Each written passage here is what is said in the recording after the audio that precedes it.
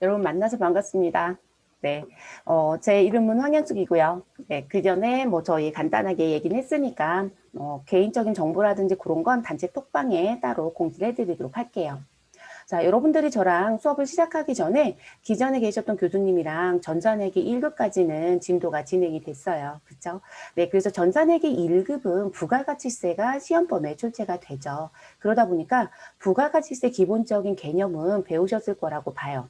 그런데 저희가 이론을 패스하고 실기를 바로 들어갈 수가 없는 게 회계 1급에서는 기본적인 개념에 대한 특징만 가지고 메인 매출 전표 입력과 장부조회 정도의 문제만 출제가 돼요. 근데 세무에 들어오면 부가가치세라고 하는 기본적인 개념에 이제 그 내용을 가지고 서류를 작성하는 게 출제가 된다고 봐야 돼요. 그래서 기본 개념을 놓고 내가 프로그램이 들어가서 입력만 하면 되겠지. 그렇지는 않아요.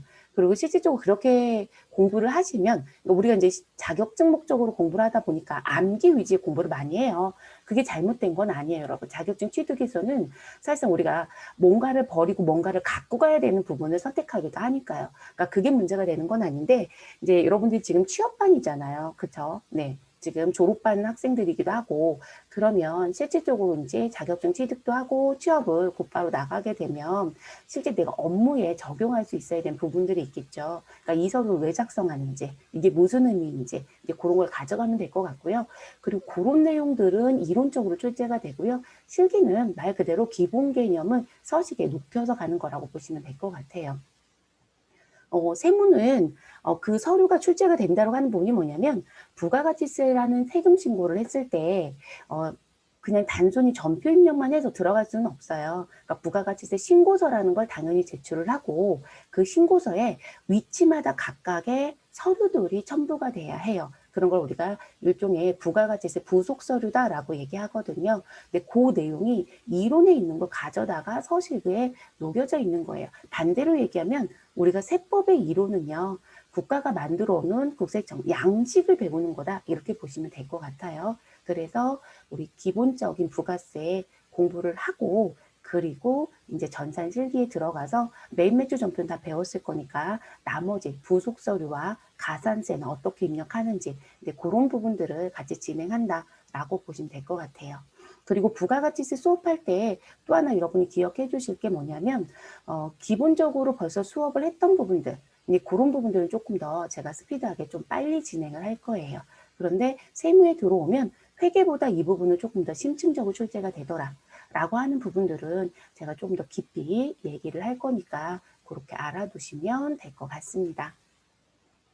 자, 교재 준비 다 되셨죠, 여러분? 네, 퍼펙트 전산회계, 전산세무 2급 교재이고요. 그리고 235페이지부터 진행을 해보도록 하겠습니다. 자, 부가가치세는 총 7개의 챕터로 구성이 되어 있어요. 그래서 부가가치세 기본 개념부터 시작해서 간이과세자까지. 자, 회계 1급에서 나오지 않았던 챕터가 요 간이과세자예요. 회계에서는 간이과세자가 어떤 사람이냐라는 정도까지만 출제가 되고요. 그리고 이 간이과세자가 갖고 있는 특징은 세무부터 대부분 출제가 돼요. 그래서 추가된 챕터는 이 부분밖에 없을 거다라고 보시면 될 것 같아요. 그래서 회계에서 나왔던 챕터랑 거의 유사해요, 여러분. 그냥 요것만 추가가 됐다. 이렇게 보시면 될 것 같고. 자, 그럼 첫 번째 챕터인 부가가치세 기본 개념은 부가가치세 총칙이다. 이렇게 생각하고 가시면 돼요. 우리가 총론, 총칙 이렇게 얘기하면 우리의 배우는 세법적인 부분의 전체의 레이아웃을 배운다. 또는 전체의 특징을 배운다. 이렇게 보시면 돼요. 그러다 보니까 부가세가 뭘 말하는 거냐. 부가가치세라는 세금의 계산의 구조는 어떻게 되어 있느냐. 소위 말해서 부가가치세 신고서가 어떤 구조로 되어 있느냐라는 계산의 내용이 나올 거고요. 그리고 부가세가 갖고 있는 특징이 당연히 있겠죠. 그리고 세금이잖아요. 그럼 세금을 신고해야 되는 사람, 그게 납세의무자. 그리고 우리가 세금 신고를 할 때는 아무 때나 하는 게 아니라 우리 국가가 정해져 있는 기간이 있겠죠. 그래야 그 일정에 맞춰서 세금 신고가 이루어질 수 있으니까요. 그게 과세기간이라고 배울 거예요. 그리고 세금 신고할 때 나는 천안에서 사업을 해요. 그러면 천안에 관할지가 있겠죠, 여러분. 네, 거기로 들어가야 될 거고요. 그리고 그런 걸 납세지라고 배워요. 우리는 사업하시는 분들 뭐 있다고 하죠? 사업자 등록증. 여러분들이 사업자 등록증을 기준으로 회계 1급에서 회사 등록이라는 걸 했을 거예요. 그러니까 회사 등록을 그냥 하는 게 아니고 사업자 등록증을 보고 내가 이 회사에서 일을 한다 또는 신규 사업자다. 근데 내가 프로그램을 쓰고 있다. 그러면 사용하는 프로그램에 우리 회사 정보를 넣어줘야 되겠죠. 또는 지금 교육을 받고 있는 분들 중에 난 회계법인이나 세무법인도 취업을 생각하고 있다. 그럼 거기 가면 무수히 많은 회사들이 있겠죠. 네, 그런 회사들이 회사 등록에 사업자 등록에 나와 있는 정보를 기준으로 등록해 놓는 거예요. 그래서 이제 그런 부분들이 구성이 되어 있습니다. 그러면 부가가치세가 뭔지부터 진행을 해보도록 할게요. 여러분 부가가치세죠. 그러면 부가가치가 창출된 부분에 대해서 무엇 하겠다? 세금을 징수하겠다라고 생각하면 돼요. 아, 그럼 이건 또 무슨 얘기냐? 여러분, 우리가 세금을 징수하는 부분의 내용들을 들어가서 보면요. 실질적으로 세금을 낸다라고 하면 모든 부분에 대해서 세금을 내는 건 아니라는 거죠. 우리가 세법이라는 부분을 들어가서 공부를 하게 되면 자, 세법은 여러분들 지금 실질적으로 최소한 회사에서 근무하는 종사자이다라고 하면 지금 배우는 부가가치세라는 세금 정도는 알아야 돼요. 그리고 원천징수한다라는 표현을 참 많이 써요. 그리고 제가 이제 수업을 하면서 여러분들이 선수학습 부분이 있기 때문에 제 기존 수업에서 배웠던 내용들을 계속 끄집어내면서 얘기를 할 거예요. 그래서 회계 1급에서는 이렇게 표현을 할 겁니다. 그럼 회계 1급에서는 여러분이 원천징수 용어를 들어본 적이 있어요. 무엇 때문에? 재무회계 배웠잖아요. 거기서 무슨 부분? 내가 원천징수를 하였을 때 회계처리 뭐로 할 거냐? 예수금으로 회계처리한다. 근데 내가 원천징수를 하는 게 아니라 원천징수를 당했다라는 표현도 하죠. 원천 납부가 있었죠. 그러면 지금 현재 회사가 미리 낸 세금이 있었다. 그거를 여러분들은 선납세금이라고 배운 적이 있겠죠. 그러면 이 원천징수로 등장하는 게 뭐냐는 거예요. 그럼 그 원천징수로 등장했던 게 대체적으로 소득세 입장이겠죠. 그리고 이 선납세금으로 들어오는 회사의 입장에서는 우리 미리 누구를 원천징수 당했다? 법인세를 원천징수 당했다. 이렇게 얘기하거든요. 그러면 이 부가가치세라고 하는 건 실질적으로 부가가치와 관련돼서 내는 세금이었다. 라고 하는 거고요. 소득세다라고 하는 건 또는 법인세라고 하는 건 그들이 벌어들인 소득에 대해서 내는 세금이다. 이렇게 하는 거예요. 그러니까 세금이 실질적으로 어디에다가 징수하는지에 대한 의미들이 있더라는 거죠. 그러면 우리가 부가가치세가 왜 있는 거고 왜 텍스를 떼는지를 보라는 거예요. 그럼 제가 계속 얘기하죠. 부가가치 창출이다. 그 얘기는 제조업자가 있고요. 그래서 제조업자가 있고 제조업자 열심히 만들어서 유통을 하는 도매업자한테 팔겠죠. 도매업자는 당연히 누구한테 팔아요? 소매업자한테 팔겠죠. 그리고 여러분들을 또는 저를 뭐라고 불러요, 여러분? 소비자라고 부르잖아요. 자, 이런 유통의 단계로 움직이겠죠. 그럼 제조업자가 100원 들여서 물건을 팔았다. 100원 들여서 물건을 만들었다. 그럼 100원에 그대로 팔아요? 원가가 100원인데 누가 100원에 팔아요? 손해나잖아요. 자, 이거 먹고 살아야 되겠죠. 그럼 이 원가에 무엇인가를 가산을 하겠죠, 여러분. 그럼 그 가산되는 부분이 무엇이다? 부가가치라는 거죠. 우리 좀 이따 밸류라고 얘기하는 부분이겠죠. 이해됐어요? 그러면 이 부가가치라고 하는 부분이 들어올 거라고 얘기를 하는 거예요. 가치가 부가되었다. 그런데 세금으로 얘기할 때는 가치 부가라고 하지 않고요. 부가가치라고 바꿔서 얘기하는 거예요. 그래서 가치가 부과된 부분. 그러면 이 알파로 붙는 부분이 여러분들이 판관비라고 들어본 적 있을 거예요. 판매비와 관리비. 그러면 판매비와 관리비가 당연히 들어가야죠. 그때 종업원한테 월급도 줘야 되고요. 사무실 임차료도 내야 되고 뭐 여러 가지들. 그리고 순수하게 마진도 있어야 되지 않아요? 그럼 판매비와 관리비에 누구를 추가했을 것이다? 이익을.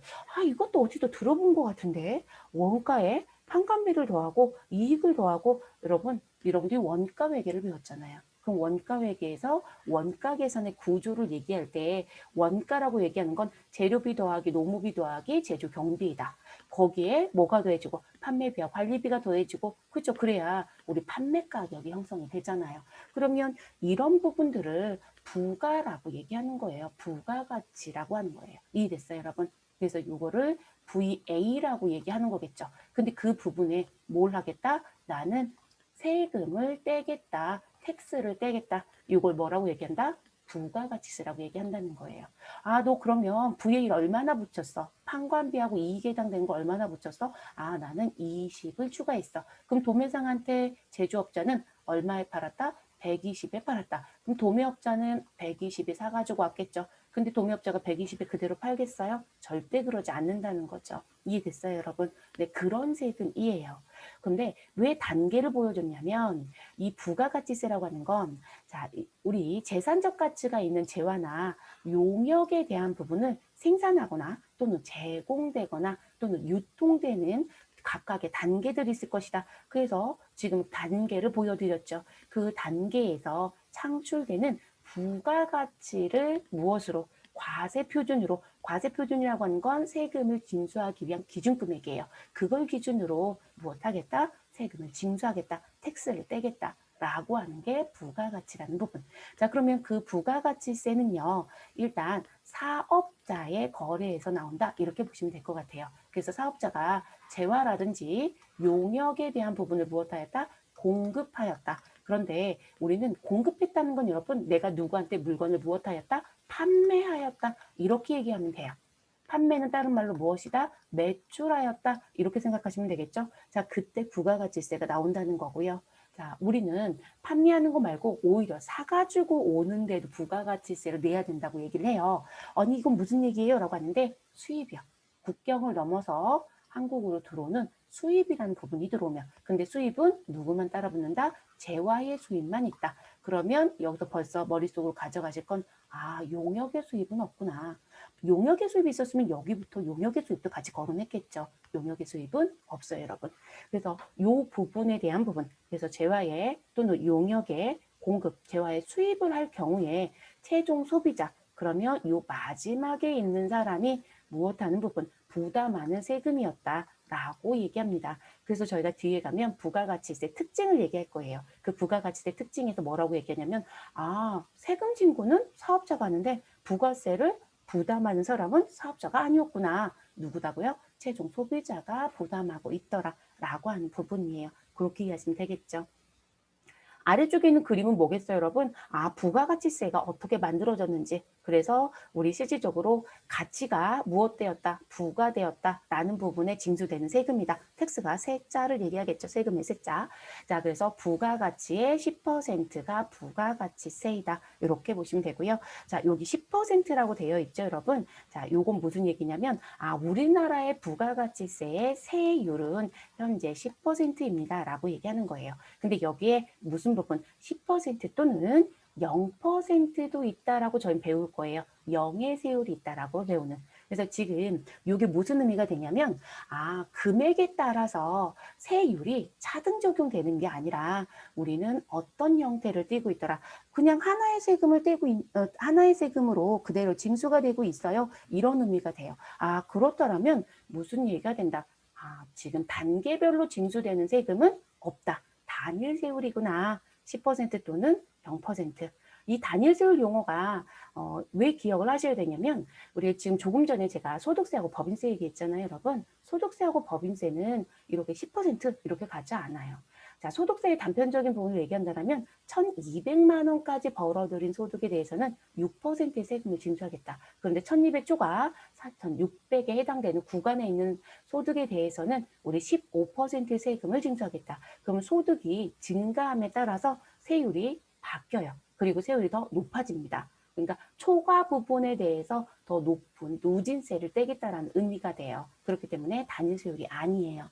자, 제가 그것까지 강조한다는 얘기는 뭘까요? 자, 세무 2급이에요. 세무 2급은 소득세가 출제가 되죠. 그럼 소득세와 부가가치세의 같은 점, 다른 점 찾기까지도 출제가 될 수 있어요. 그래서 이 세금적인 특징을 좀 갖고 가셔야 되겠죠. 그런 얘기입니다. 자, 그러면 이제 부가가치세 의미는 배워졌으니까 부가가치세 계산 구조를 들어가서 볼게요. 자, 우리나라의 부가가치세 계산은요, 전 단계 세액공제법을 씁니다. 자, 세액공제법이라는 거 꼭 기억해 주시는 게 좋겠습니다. 자, 세액공제법이란 표현은 무슨 얘기냐면 내가 세금에 대해서 무엇하는 거, 움직이는 거, 이런 부분이에요. 그런데 지금 우리가 각각의 단계들이 있었죠. 근데 그 단계에 이전에서 발생된 전 단계에서 발생된 부분은 무엇하겠다? 빼주는 형태로 부가가치세의 세금 신고가 이루어지고 있다라는 부분이에요. 자, 부가가치세를 과세하는 방법은 제가 세액은 기억하라고 했어요. 우리는 세액으로 가니까. 그래서 이 세액공제법도 있고요. 거래공제법도 있고요. 가산법도 있어요. 종류는 다양합니다. 그런데 우리나라는 뭘 적용하고 있다? 전단계 세액공제법을 쓰고 있다. 근데 사실 우리나라라고 제가 얘기하지만 전 세계적으로 대부분 전단계 세액공제법 써요. 왜냐하면 거래공제법을 쓰면 또 다른 문제가 생겨요. 그러면 대부분들이 문제 발생되어 있는 걸 구태여 쓸 이유를 가져갈 이유가 없죠. 그렇기 때문에 전 세계적으로 전단계 세액공제법으로 대부분 부가가치세가 움직이고 있다. 이렇게 보셔도 될 것 같아요. 그럼 전단계 세액공제법은 어떤 의미냐면 내가 물건을 팔았어요. 그걸 매출이라고 하죠. 그럼 매출할 때 얼마에 팔았어? 라는 걸 공급가액. 자, 그 공급가액이 모여지면 세금을 징수하기 위한 과세표준이 확정이 되겠죠. 그래서 이 공급가액 또는 과세표준에 세율을 곱합니다. 우리나라는 단일 세율 몇 프로이다? 10%. 자, 그러면 공급가액에 세율을 곱해서 나온 게 무엇이다? 매출세액이 되겠죠. 됐을까요? 그다음에 전 단계는 매입이겠죠. 이런 물건을 팔려면 사가지고 와야 팔지 않아요? 그렇죠? 그럼 전 단계가 매입이라는 거예요. 그럼 매입할 때도 내가 얼마의 대가를 지불했겠죠? 그러면 그 지불한 금액, 그래서 우리가 매입가액이라고도 하고요. 매입가액 이렇게 부르면 되죠? 그런데 그들이 사가지고 올 때 상대편에서는 얼마에 공급했다고 표현하잖아요. 그래서 매입가액 또는 매입 공급가액이라고 얘기를 합니다. 그 부분에 똑같이 사올 때도 내가 10%를 내고 사왔겠죠. 네, 그 부분에 대한 걸 우리는 매입세액이라고 해요. 그래서 전 단계에서 발생된 매입세액을 내가 판매하는 과정에서 발생된 매출세액에서 무엇해라? 빼라. 빼서 우리는 납부를 하겠다. 그래서 이 자리가 양수이면 납부. 근데 이 자리가 음수이더라. 마이너스이더라. 부의 금액이더라. 그러면 국가가 세금을 돌려주겠다고 할 겁니다. 그래서 환급세액이 나올 수도 있어요. 이런 구조로 움직이고 있다라는 거예요. 됐을까요, 여러분? 네, 그렇게 이해하시면 될 것 같고요. 자, 그러면 자, 요 부분에 대해서 어떻게 움직이는지 그림을 잠깐 보고 갈게요.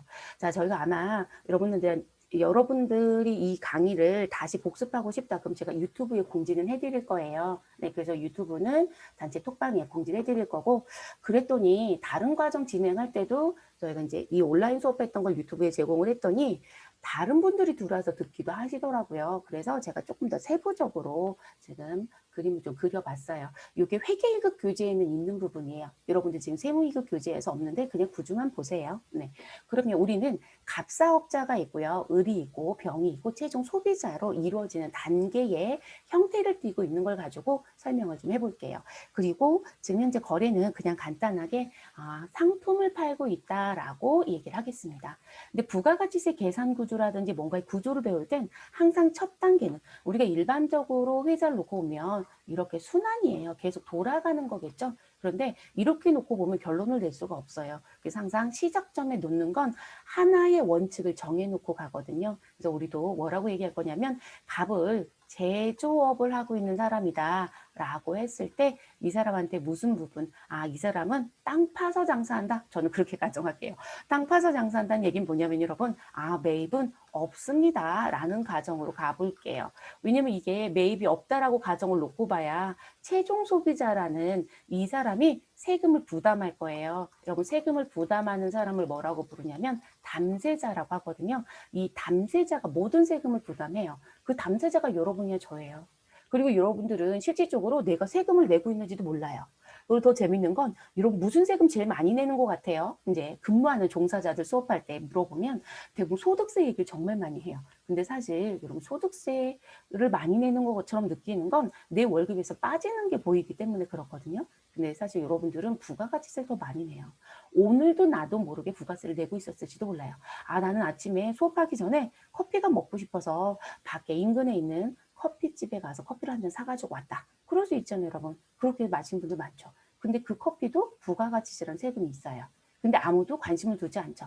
커피 한 잔에 5,000원, 그럼 그냥 5,000원 지불했던 거죠. 근데 그 5,000원에 텍스가 포함이 되어 있어요. 그러니까 나도 모르는 사이에 전부 다 내고 있었던 세금들이에요. 그래서 이 세금이 정말 많이 내고 있고요. 국가가 제일 좋아하는 세금이기도 해요. 왜냐면 부가세 특징에 가서 보시면 뭐라고 얘기해 주실 거예요. 근데 그 부분을 보면 이해가 돼요. 아, 나도 모르는데 내고 있었고 이런 부분들.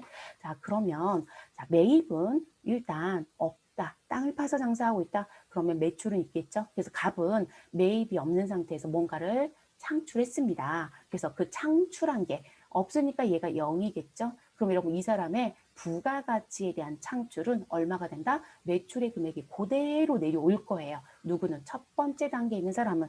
그럼 제가 뭐라고 했냐면 부가가치세는 부가가치에 징수되는 세금이라고 했어요. 그럼 이 부가가치에 우리나라 세율은 몇 프로이다? 10%이다. 그럼 요게 10%의 세금을 누가 낼 것이다? 갑과 을과 병이 낼 것이다. 이 얘기인 거예요. 정말로 그런 구조인지 보자는 거죠. 그럼 갑은 그대로 부가가치 10,000원이 그대로 내려오게 됩니다. 그럼 요 부분에 10%인 매출세가 얼마가 있다? 1,000원이 등장할 수밖에 없죠. 여기에 10%를 곱해서 갈 거니까. 됐을까요, 여러분? 그리고 매입은 없었으니까 매입세액은 0이 되죠.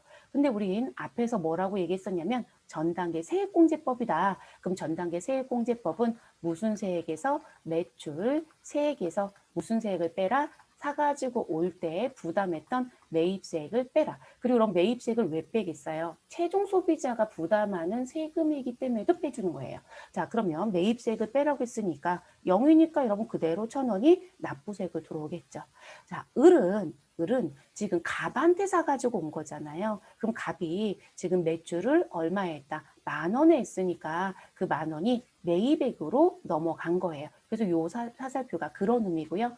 그럼 을도 그대로 팔지 않겠죠? 자, 이 사람은 부가가치를 얼마 붙였다? 10,000원을 붙였대요. 그래서 이 부분이 붙어 있기 때문에 나 10,000원에 사와서 얼마에 팔았다? 20,000원에 팔았다. 그럼 부가가치는 10,000원이 되죠. 그러면 지금 이 10,000원에 대한 세금을 정말로 내는지를 한번 보자는 거예요. 그럼 무슨 부분이냐면 자, 일단 매출세액 얘기했을 땐 공급가액이라고 하는 매출액의 10%를 내라고 했잖아요. 제가 아까 요거 이해하려고 여기다 써드렸어요. 자, 그러면 요 20,000원에 곱하기 얼마 10%의 세금이 우리 매출세액으로 들어오죠. 그래서 2,000원이 들어온 거고요. 자, 그리고 저는 누구한테 갑한테 사올 때 을의 입장이에요. 을이 갑한테 사가지고 올 때 10,000원에 사오면서 누구도 부담했을 것이다. 자, 요 1,000원의 세금도 같이 부담을 했겠죠. 그러면 우리는 매입세액 여기 1,000원이 따라 들어오죠. 그럼 매출세액 2,000원에서 매입세액 1,000원을 빼면 납부세액은 얼마이다? 1,000원이 되죠. 아, 그럼 부가가치의 10% 금액과 무엇해요? 일치하죠. 자, 병도 똑같은 상황이 되죠. 을한테 얼마 주고 사왔다? 20,000원 주고 사왔습니다. 그럼 20,000원의 부가세 얼마? 10%인 2,000원 당연히 매입세 부담했을 거고요. 그리고 이 사람도 10,000원의 부가가치를 붙여서 팔았답니다. 자, 그러면 30,000원에 팔았으니까 30,000원에 우리 곱하기 10%를 해주면 우린 3,000원의 매출세액이 있다고 하겠죠. 그럼 3,000원의 매출세액에서 2,000원 매입세액을 무엇하면 빼면 우리 납부세액 1,000원이 나옵니다. 그러면 부가가치 얼마? 10,000원에 대해서 우리 곱하기 10% 했던 금액하고 동일해요. 그쵸?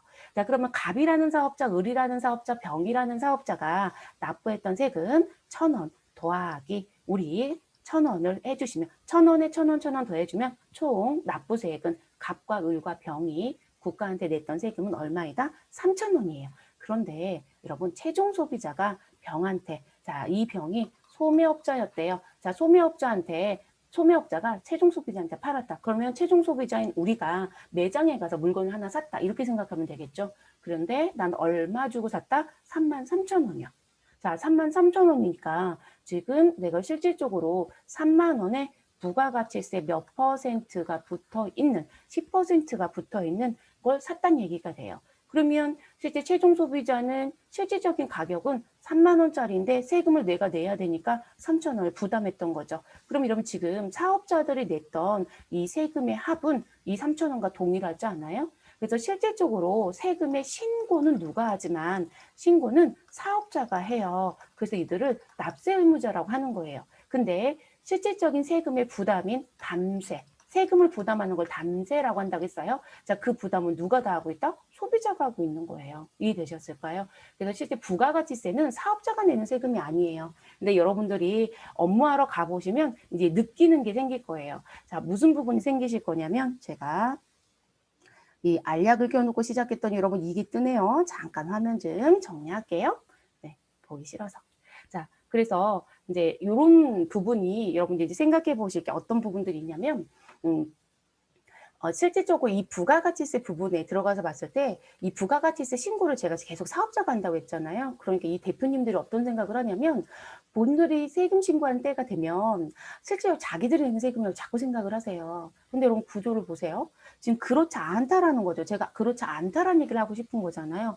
분명히 가부, 지금 현재 거꾸로 볼게요. 최종 소비자가 물건을 살 때 병한테 세금을 내고 샀어요. 병은 을한테 물건을 사올 때 분명히 세금을 내고 샀어요. 을은 갑한테 물건을 사올 때 분명히 세금을 각각 얼마씩 우리 3,000원, 2,000원, 1,000원 이렇게 다 부담하고 샀어요. 그렇기 때문에 실질적으로 사업자들은 자기의 돈을 내는 건 아니에요. 근데 자기 돈을 내는 것처럼 자꾸 얘기하는 것 뿐인 거죠. 그렇지 않다라는 거. 그래서 최종 소비자가 부담하는 건 재화의 가격이 3만 원이고 부가가치세라고 하는 텍스가 3천 원이 있어서 실질적으로 이 사람은 3만 3천 원 주고 실제 물건을 구입했을 것이다. 그리고 과세 당국에 사업자가 각각 냈던 세금이 3천 원. 그래서 이 세금은 누가 부담하고 있다? 소비자가 부담하는 거와 일치하는 원리가 되는 거예요. 그래서 이런 구조로 움직이고 있다라고 봐주시면 될 것 같습니다. 자, 그러면 이제 우리 그 다음으로 또 넘어가 보도록 할게요, 여러분. 자, 요거는 회계 처리 부분의 구조예요. 자, 그럼 여러분, 요건 구조는 이렇게 보시면 되겠죠. 갑이 물건을 팔 거잖아요. 자, 우리는 상품으로 가정을 하자라고 했으니까 제가 상품을 드렸는데 이 사람은 만드는 사람이다 라고 하면 여러분, 여기를 뭐로만 바꿔주시면 될까요? 우리 물건을 만들어서 팔면 뭘 판다? 아유, 제품을 팔아요 라고 하죠. 그럼 이 사람은 제품 매출이겠죠. 그런데 물건을 팔 때 부가가치세를 무엇하고 있다? 징수해서 가지고 파는 거죠. 그럼 여러분 징수해서 갖고 있는 돈을 뭐라고 배웠어요? 회계에서 예수금이라고 배웠죠. 그런데 누구를 징수했다? 부가가치세를 징수했으니까 부가세 예수금이라고 얘기하죠. 그러면 얘는 유동부채예요, 여러분. 그래서 유동 부채로 가지고 있다가 뒤에 납부를 할 거예요. 자, 그러면 을은 지금 사가지고 올 때 이 부가세 예수금에 해당되는 것만큼 부담을 했죠. 근데 최종 소비자가 내는 세금인데 얘가 사가지고 올 때 낼 수밖에 없어요. 왜냐하면 각각의 단계가 진행될 때마다 국가가 징수하라는 기준이 있어요. 그래서 부가가치세를 배울 때 우리가 뭐라고도 얘기하냐면 야, 거래 징수 관계가 있기 때문에 물건을 파는 매출자는 반드시 징수를 했어야 돼요.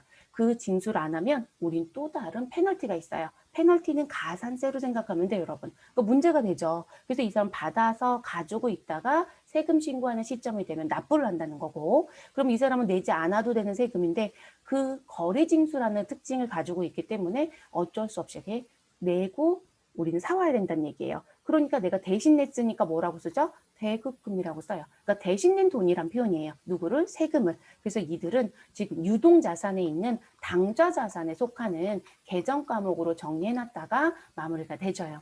그러면 이 매입하는 사람의 입장에서 을은 유통업으로 놓고 보면 사가지고 왔으니까 상품이라고 회계처를 했겠죠. 그래서 상품 10,000원 주고 샀고 세금 1,000원을 부담했다. 그리고 이 사람은 얼마를 붙여서 10,000원을 붙여서 팔았죠. 그래서 상품 매출의 금액은 2만 원이 될 거고요. 이게 공급가액이라는 표현이 되는 거죠. 그래서 공급가액 2만 원이 되고 거기에 부가세 2,000원이 누구한테? 병한테 징수하겠죠. 우리는 돈을 현금으로 받았으면 현금 처리해 주시고 우리 무엇했으면 못 받았어요 라고 하면 일반적인 상거래라고 해서 뭐라고 쓴다? 외상 매출금 또는 외상 매입금 이런 관계를 썼겠죠, 여러분. 됐을까요? 이런 구조로 움직이는 거예요. 이걸 여러분들이 매입 매출정표에 입력하는 거죠. 나 매출했어. 그러면 우리는 매출에 있는 10일 과세 이런 유형을 쓰고 나 매입했어. 그러면 매입에 있는 50일 과세 유형을 대체적으로 쓰고 있었던 거죠. 그런 구조이다라고 봐주시면 될 것 같아요.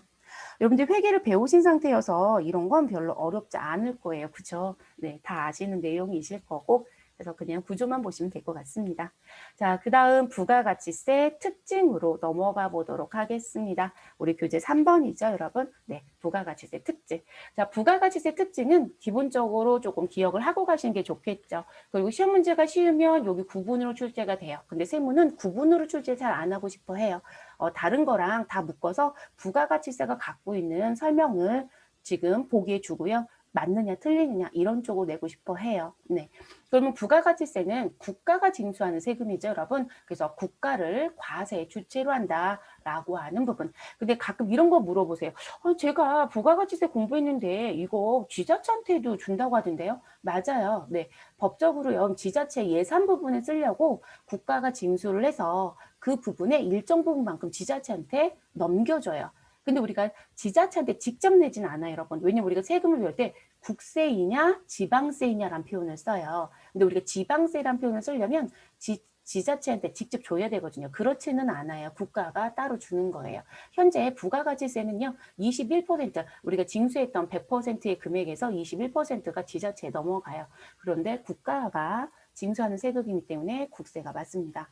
자, 그리고 간접세입니다. 자, 간접세라는 얘기는 뭐냐면 우리 앞에서 계속 제가 강조했던 게 뭐죠, 여러분? 세금을 납부하는 사람은 사업자이다. 그죠? 납세 의무자는 사업자이다. 그래서 세금의 신고는 사업자가 합니다. 그런데 그 세금을 실질적으로 부담하는 사람은 누구이다? 최종 소비자이다. 라고 얘기했어요. 그래서 납세 의무자는 사업자이고 세금을 부담하는 담세자는 최종 소비자이기 때문에 여러분 같아야 달라요. 다르죠?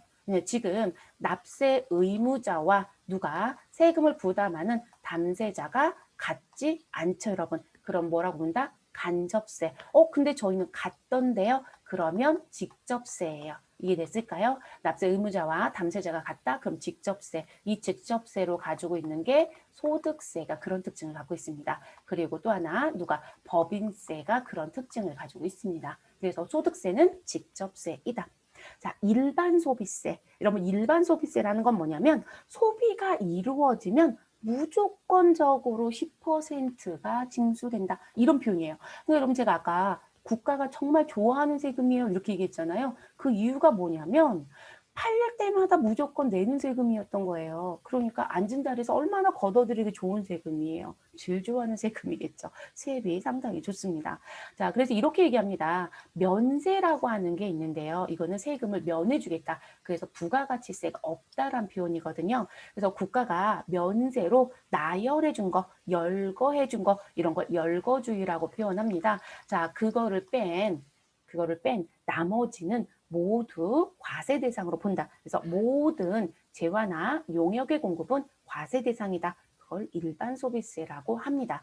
근데 국가가 이거에 대해서는 이런 세금을 징수하세요 라는 건 일반 소비세가 아닌 게 있어요, 여러분. 그럼 일반 소비세 반대에는 누가 있더라? 개별 소비세라는 게 있어요, 여러분. 대부분 나이가 좀 지긋하신 분들은 여전히 개별 소비세라고 안 하고요. 특수세라는 표현을 자꾸 써요. 특별 소비세라는 표현인데 지금 특별 소비세가 개별 소비세로 바뀌었어요. 용어가. 네, 그래서 이런 개별 소비세라는 건 특정한 물품에 대해서만 징수를 해요.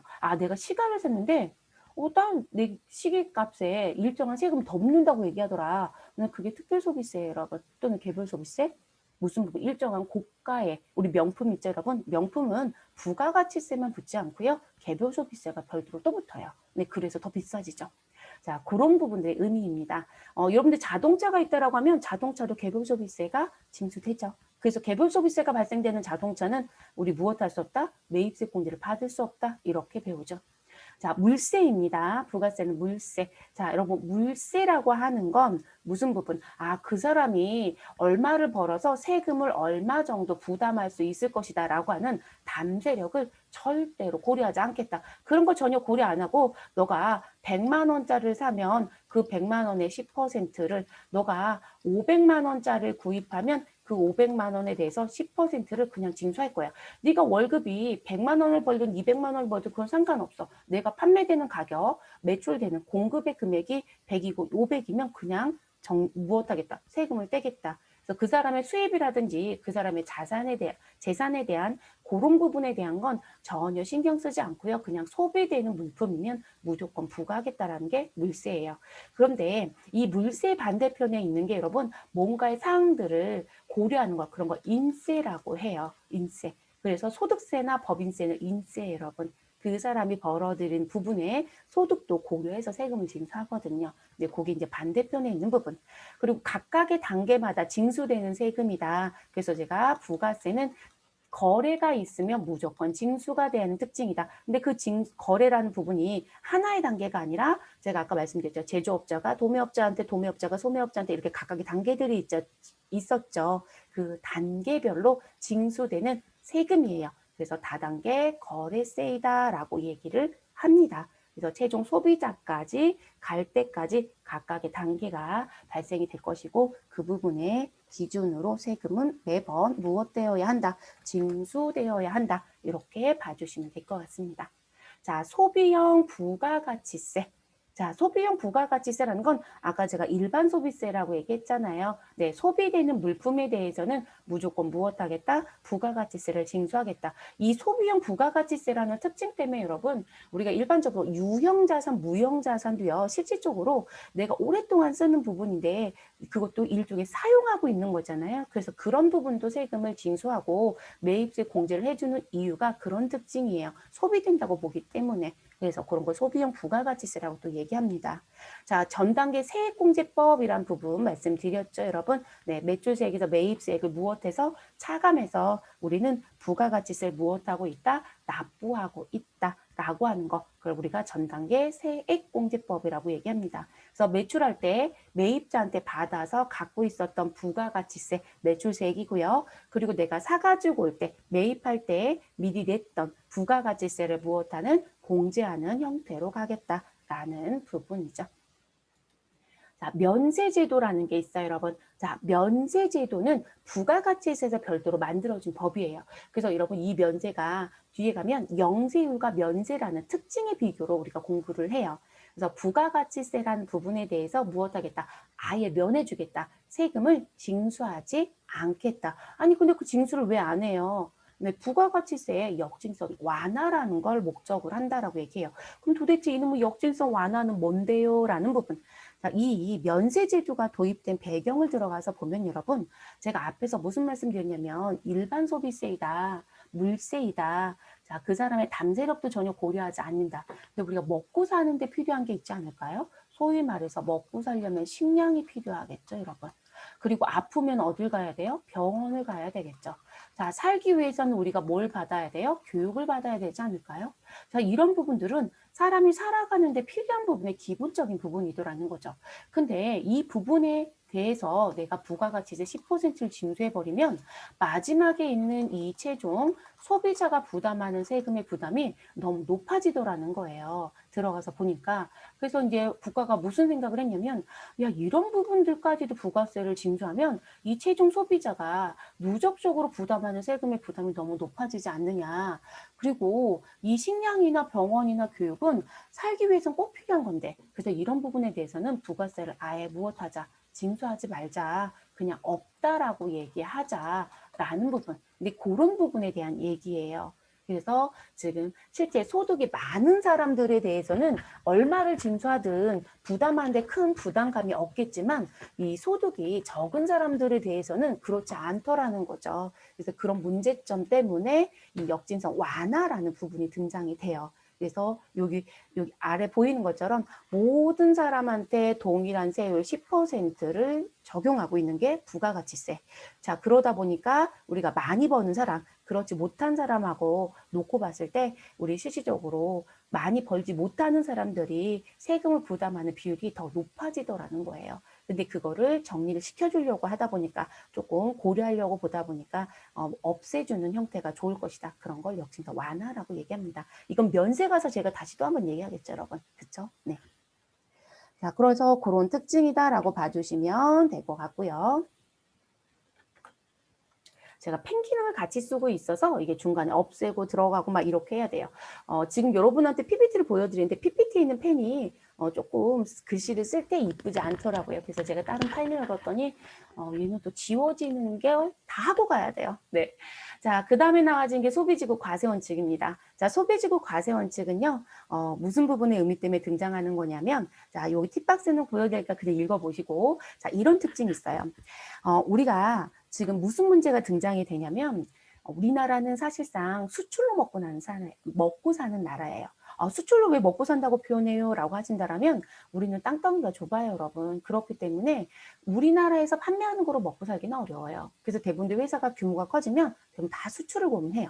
그럼 지금 국경이라고 하는 관세선이 등장이 될 거고요. 국경이고, 그리고 한국에서 어디로? 미국으로 제가 물건을 내보내겠다. 근데 여러분 생각해 볼 게 뭐냐면 우리나라도 부가가치세가 있겠죠? 자, 미국도 부가가치세가 있어요. 자, 미국은 재밌는 건 주마다 부가가치세 효율이 달라요. 네, 부가가치세라는 세금이 없는 주도 있긴 해요. 근데 기본적으로 북도 부가가치세는 있어요. 그러면 한국에서 나가는 물건, 그럼 제가 한국에서 100원짜리의 수출이 있었다라고 합니다. 100의 수출이 있었다? 그럼 우리나라에서 부가가치세 10%를 징수하고 팔 거니까 우리는 110에 팔 수밖에 없죠. 됐을까요? 근데 미국에 이 110원짜리가 도착이 됩니다. 근데 그 나라도 부가가치세라는 세금이 있다고 얘기했던 거잖아요. 자, 여기도 10%라고 가정을 해볼게요. 그러면 미국도 이 들어온 물품에 대해서 부가가치세 징수를 하겠죠, 여러분. 그럼 10%이면 우린 11이 붙으니까 121에 대해서 판매를 할 거예요. 근데 고민할 게 뭐냐면, 문제가 뭐냐면, 우린 세금은요, 동일한 금액에 대해서 여러 번의 징수를 하지 않아요. 그러면 똑같은 금액에 대해서 세금을 여러 번 뗐던 문제가 생기죠. 우린 절대로 동일 부분에 여러 번 징수하는 걸 하면 된다, 안 된다? 안 된다. 왜냐면 이중과세는 절대 있지 않아요. 네, 우리나라뿐만이 아니라 모든 나라에서 이중과세를 하지 않습니다. 그럼 이 이중과세 문제가 되더라는 거죠. 그래서 이 이중과세를 무엇해야 돼요? 해결해야 되는 문제가 생겨요. 그래서 고민을 해보니 무슨 부분? 자, 지금 한국은 무슨 부분이고 얘는 생산국이지 않느냐? 미국은 무엇일 것이다? 소비하는 소비국이지 않겠느냐라고 얘기를 해요. 그럼 생산국에서 너가 부가가치세를 10% 징수하지 말아라. 그걸 몇 퍼센트로? 0%로 해라. 그러면 우리는 110이 아니라 그대로 100으로 나갈 거예요. 그리고 소비하는 나라인 미국에서 부가가치세를 징수하게 되면 우리는 이때 110이 되겠죠. 여러분 전 부가가치 창출은 없는 거예요. 그냥 동일한 금액 갖고 한 거예요. 이해됐어요? 그러면 이 이중과세에 대한 부분을 무엇할 수 있다? 해결할 수 있더라는 거죠. 됐을까요? 네, 그게 소비지구 과세 원칙이에요. 그래서 수출하는 부분에 대해서는 영해세율을 적용하고 그럼 여러분 우리가 반대로 수출이 아니라 수입이라는 게 있을 수 있죠. 그래서 우리가 수입하는 부분에 대해서는 부가가치세의 10%를 무엇하겠다? 징수하자. 근데 우리는 수입을 하게 되면 국경을 넘어야 되니까 어디에 신고해야 돼요? 관세청에 신고하고 들어오죠. 그래서 세관에 신고를 하죠. 그래서 세관장이요. 우리 이 수입 부분에 대해서 세금 10% 징수해요. 이걸 우리가 뭐라고 배우냐면 수입 세금 계산서라고 하는 거로 배우죠. 그래서 수입세금 계산서는 세관장이 발행한 세금 계산서다라고 우리가 얘기하기도 합니다. 됐을까요, 여러분? 네, 이렇게 움직이는 부분. 자, 요게 소비지구 과세 원칙입니다. 자, 납세 의무자 볼게요, 여러분. 자, 납세 의무자는 제가 뭐라고 얘기했었냐면 이 세금을 부담하는 사람, 사실 벌써 누구인지는 앞에서도 얘기했지만 내용 들어가서 볼게요. 자, 납세 의무자로 지정되어 있는 사람이 누구인지를 알아야 부가가치세 신고를 누가 하는 건가 라는 게 결정이 되겠죠. 그래서 부가가치세의 납세 의무자는 누구이다? 사업자이다. 이렇게 결론을 내고 가면 돼요. 그럼 이 사업자는 어떤 특성을 갖고 있느냐? 누구를 사업자로 볼 거냐? 이 납세 의무자 볼 때. 자, 이렇게 얘기합니다.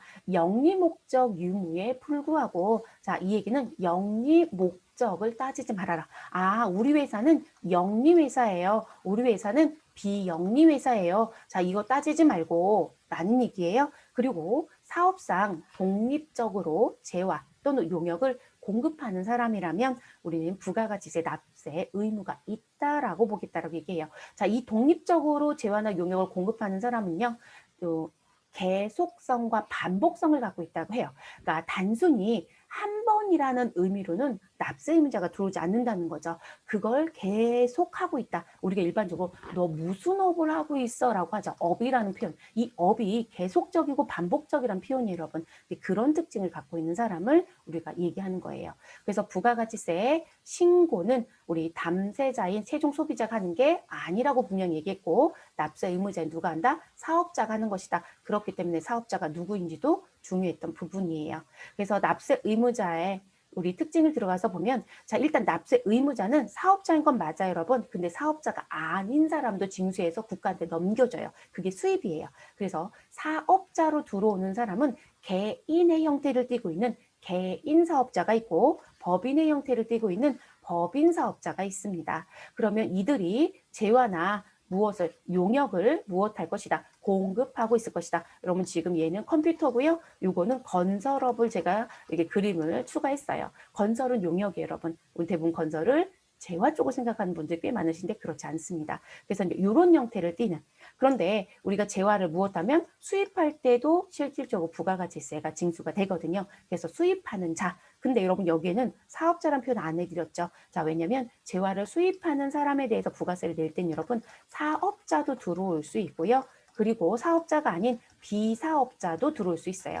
여러분들 요즘에 특징이 뭐가 있냐면 해외에서 무엇하는 분들 많아요? 직구하는 분들 많죠. 그런데 물품 가격은 되게 싸더라. 그런데 실질적으로 부담하는 세금 때문에 더 많이 늘어났어요. 그렇죠. 여러분들이요. 해외에서 직구할 때요. 일정 금액이 넘어가면 부가가치세 내셔야 돼요. 부가가치세가 다 면해지지 않아요. 거기다가 관세도 면해지는 기준 금액들이 있어요. 그렇기 때문에 이 해외 직구라는 부분에 대해서 다 징수하죠. 또는 내가 해외여행 갈 때 뭐 얘기해요, 여러분? 들어올 때 여러분 신고할 거 있으시면 신고하셔야 돼요라는 얘기하죠. 그 이유가 뭘까요?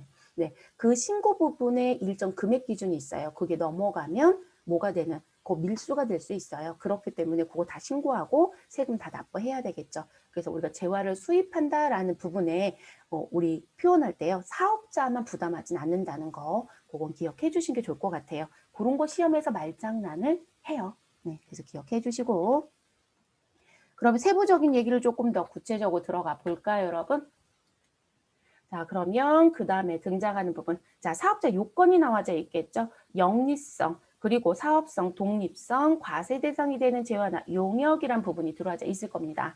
자, 영리성이라는 부분은 여러분, 우리 앞에서도 얘기했어요. 영리 목적 따지지 말아라. 그래서 영리 목적 유무와는 무관하다. 그래서 실질적으로 이 부가가치세라는 건 간접세이기 때문에 최종 소비자가 모두 다 부담을 해요. 그래서 이 영리라는 부분하고는 관계없다. 그냥 각각의 단계라는 부분이 형성이 되고 그 부분에 대해서 나오는 부분이었다라면 실제 무엇 해야 된다.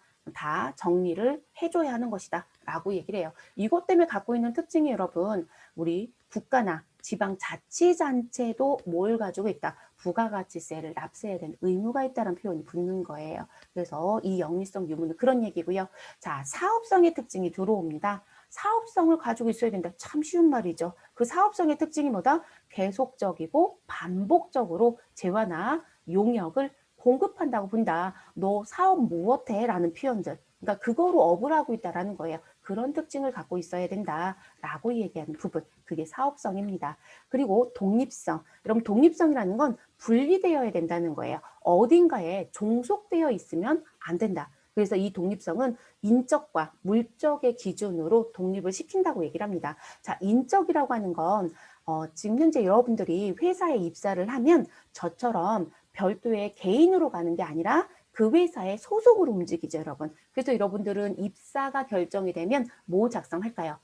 여러분들이 작성하는 거 있을 거예요. 뭐 작성할까요? 네, 근로계약서 작성하죠. 근로계약서 작성했다는 건 그 회사에 고용되거나 종속된다는 표현을 하는 거예요. 그렇기 때문에 그 근로의 제공을 우리는 독립성을 갖췄다라고 하지는 않아요. 이해됐을까요? 그래서 타인에게 고용 또는 종속되지 않아야 된다는 인적 기준이 있고요. 그리고 이 사람이 다른 부분에 따라붙는 부분이 아니어야 된다. 우리가 주된과 종된이라는 표현을 써요. 주된이란 건 주라는 표현이고 종된이란 건 주에 붙어 다니는 관점이에요. 그래서 이렇게 다른 부분에 부수적으로 나오는 부분이 아니라 그 부분 자체만으로 라는 표현이에요. 그래서 주된 사업과 관련된 부분이어야 된다라는 게 물적 기준이다. 이렇게 보시면 되겠습니다. 그래서 이런 표현할 때 이렇게 얘기해요. 독립성이라고 하는 건 아니 자기가 책임을 지고 자기가 계산을 해서 움직이는 부분의 성격들을 갖고 있다라고 하는 부분들 그런 것까지 다 갖고 있는 게 독립성이다. 그리고 과세 대상이 되는 재화라든지 용역을 무엇하는 거 공급하는 거 재화를 무엇하는 거 수입하는 거 자, 그 부분에 대한 성격까지 갖고 있어야 되겠죠. 왜냐면 면세라고 하는 성격을 갖고 있는 부분에 대해서는요. 우리 납세 의무자라는 부분을 얘기하지 않아요. 우리가 배우는 건 부가가치세 여러분. 부가가치세 납세 의무자에는 면세 대상은 빠져야 되잖아요. 이해됐을까요? 그래서 과세 대상에 대한 얘기만 들어오겠죠. 이런 특징을 갖고 있다라고 하는 거고요.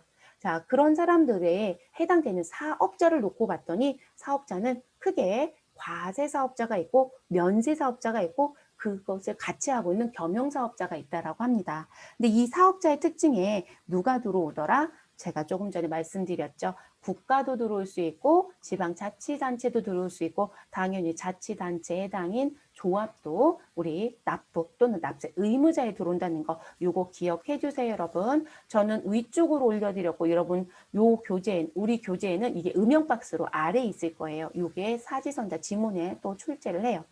자, 그럼 사업자는 일단 과세 사업자이다. 그럼 부가가치세 10%가 발생되는 사업자이다. 이런 표현이 되겠죠. 그러면 이 과세 사업자는 일반과 간이로 구분이 되어집니다. 그럼 일반과세자, 간이과세자로 구분하고 일반과세자는 다시 우리 법인의 성격을 가지고 있는 법인사업자. 이 사람은 여러분 법인 등기부등본이 있죠. 그리고 개인사업자, 개인사업자는 주민등록증밖에 없겠죠. 자, 그런 형태를 가지고 있더라라는 거예요. 그래서 법인과 개인이 일반과세자에 들어가고 그 사람이 부가가치세 신고를 할 때 납부세액은 매출세액에서 매입세액을 빼서 우리 납부세액이 계산이 됩니다.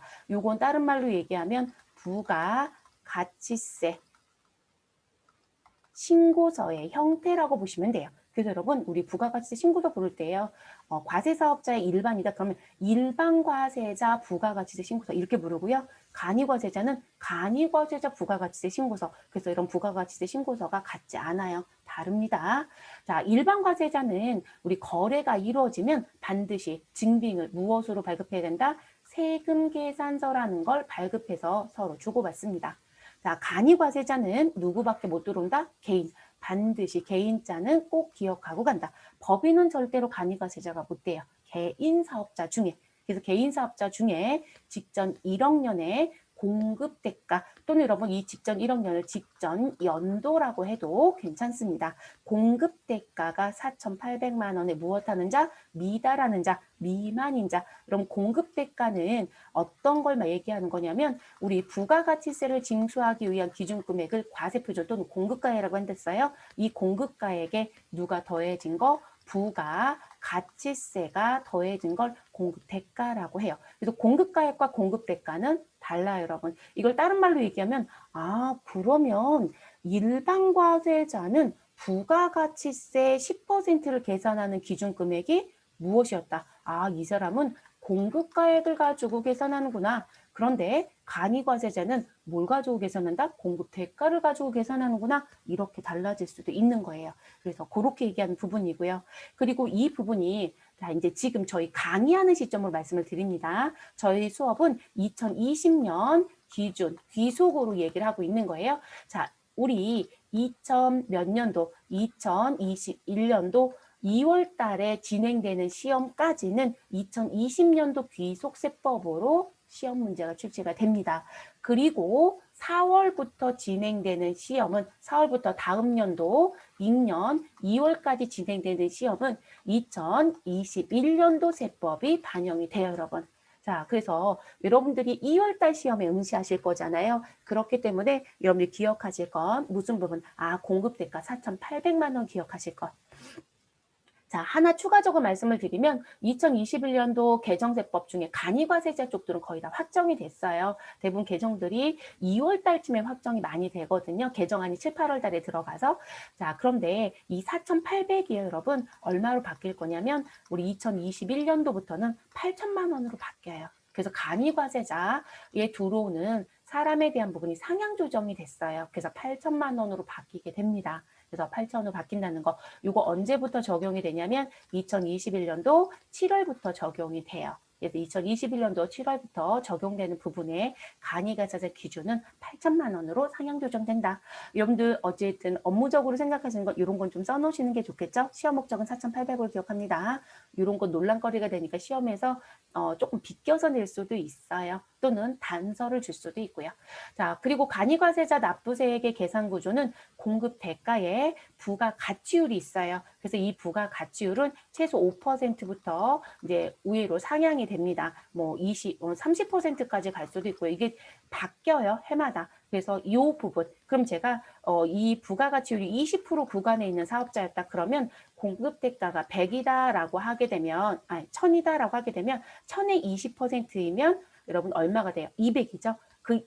우리 200이고요. 그 200의 10%니까 생각해 보실 게 뭐냐면, 자, 지금 일반 과세자였으면 1000에 10%를 곧바로 매출세고 징수하는 거예요. 그러면 얼마가 나오는 거예요, 여러분? 그대로 100이 나오는 거죠. 그런데 지금 간이과세자는 1000에 20%를 곱하면 여기까지 자르면 얼마가 나온다? 200이죠. 근데 그 200의 10%인 거예요. 그러면 얼마가 나오죠, 여러분? 200의 10%이면 20인 거죠. 그러니까 여러분 세부담이 완전히 달라지죠. 그래서 간이과세자의 세부담이 실제적으로 일반과세자보다 아래쪽이에요. 그래서 사업을 처음 하신 분들이 개인으로 낼 때 간이과세로 내고 일반과세로 가고 싶어 하죠. 그래서 이제 그렇게 계산 구조가 달라집니다.